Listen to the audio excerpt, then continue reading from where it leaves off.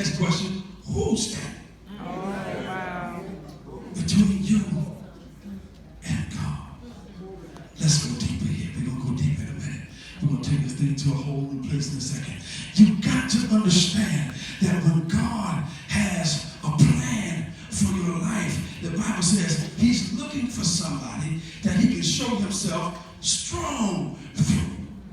God is looking for somebody. Yes, sir. That's crazy to me. Because you would think with all of these believers that it would be plentiful.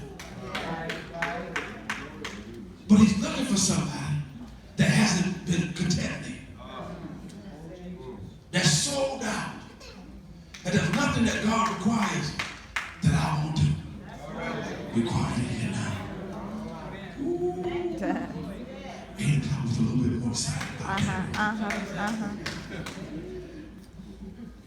Psalms 101:6 says, my eyes will be on the faithful in the land. Let me tell you something about faithfulness I love. Faithfulness is the lost art in our generation. People are afraid of the word faithfulness in this generation.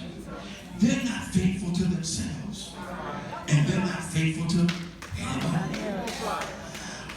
So he says his eyes, even though God is looking at everybody, he really has his eyes on the faithful. Not somebody and tell him he looks for the faithful. He keeps his eyes on the faithful. He promises that he will bless the faithful. Let me tell you something about faithful people. People are not faithful to people. If you're faithful to people, you will always be up and down. Because people change up on you all the time. You've got to make sure that you're faithful to God. Because if they change, you'll still be the same. No amens there. You know why? Because faithfulness is a lost word in our generation. Because nobody wants to commit to anything.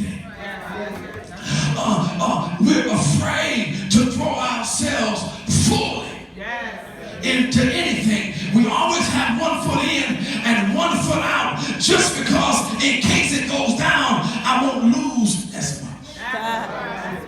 But we serve a God that requires full commitment.